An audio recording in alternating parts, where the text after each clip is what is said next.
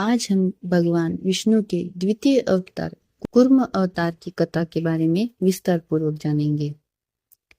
भगवान विष्णु ने विश्व कल्याण तथा धर्म की रक्षा करने के उद्देश्य से कई अवतार लिए, जिनमें से उनका कूर्म अवतार द्वितीय अवतार था। इस अवतार में भगवान विष्णु कछुए के अवतार में प्रकट हुए थे, इसलिए इस अवतार को कच्छप अवतार या कछुआ अवतार के नाम से भी जाना जाता है। इस अवतार को लेने के पीछे भगवान विष्णु का उद्देश्य देव दानवों की समुद्र मंथन में सहायता करना तथा मंदार पर्वत का भार उठाना था। आज हम भगवान विष्णु के द्वितीय अवतार कूर्म अवतार की कथा के बारे में विस्तार पूर्वक जानेंगे।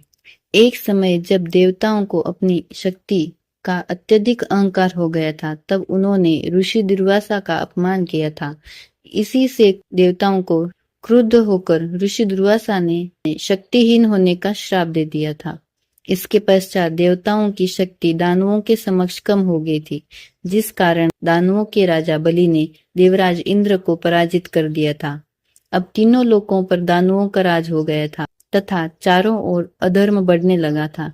यह देखकर देवता अत्यधिक विचलित हो गए तथा भगवान विष्णु के पास सहायता मांगने पहुंचे। जब हताश देवतागण अपनी परेशानी लेकर भगवान विष्णु के पास पहुंचे, तो श्री हरि ने इसके लिए समुद्र मंथन का उपाय बताया। क्योंकि प्रलय से पृथ्वी कुछ समय पहले ही उभरी थी तथा सतयुग का पुनः उदय हुआ था, इसलिए बहुत से अनमोल रत्न समुद्र की गहराइयों में छिपे थे। क्योंकि समुद्र मंथन को मंथने का कार्य ना ही देवता अकेले कर सकते थे तथा ना ही दानव, इसलिए भगवान विष्णु ने इस कार्य के लिए दानवों के साथ मिलकर समुद्र मंथन करने तथा उसमें से बहुमूल्य रत्न पाने को कहा। साथ ही भगवान विष्णु ने देवताओं को बताया कि इसमें से अमृत भी निकलेगा, जिससे देवता अमर हो जाएंगे। अमृत को पीने से देवताओं की शक्ति दानवों से अत्यधिक बढ़ जाएगी तथा उन्हें अपना राज सिंहासन पुनः प्राप्त होगा। भगवान विष्णु की आज्ञा पाकर सभी देवतागण इंद्रदेव के साथ राजा बलि की नगरी गए तथा उनके सामने यह प्रस्ताव रखा। वैसे तो दैत्य गुरु शुक्राचार्य को देवताओं पर विश्वास नहीं था, लेकिन उन्हें उनका यह प्रस्ताव पसंद आया तथा इस कार्य के लिए उन्होंने अपनी सहमति दे दी। इसके पश्चात देवता तथा दानव क्षीर सागर में समुद्र मंथन के लिए पहुंचे।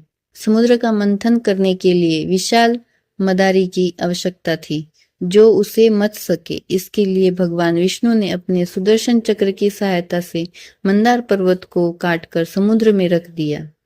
इस पर्वत की सहायता से देव व दानव समुद्र को मथने का कार्य कर सकते थे। अब उन्हें इस पर्वत को घुमाने के लिए एक मजबूत रस्सी की आवश्यकता थी।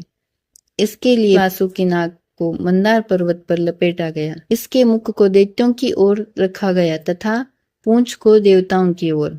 अब समुद्र मंथन का कार्य प्रारंभ हो गया, लेकिन एक समस्या और आ पड़ी। क्योंकि समुद्र बहुत विशाल तथा गहरा होता है तथा इसमें कोई पक्की भूमि नहीं होती, इसलिए मंदार पर्वत अंदर रसातल में जा रहा था। यदि वह डूब जाता तो समुद्र मंथन का कार्य अधूरा रह जाता। यह देखकर भगवान विष्णु ने स्वयं देव दानवों की सहायता करने के लिए अपना द्वितीय अवतार लेकर आए।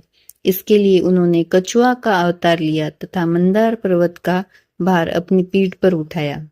क्योंकि कछुए की पीठ ठोस होती है, इसलिए मंदार पर्वत उस पर टिक गया।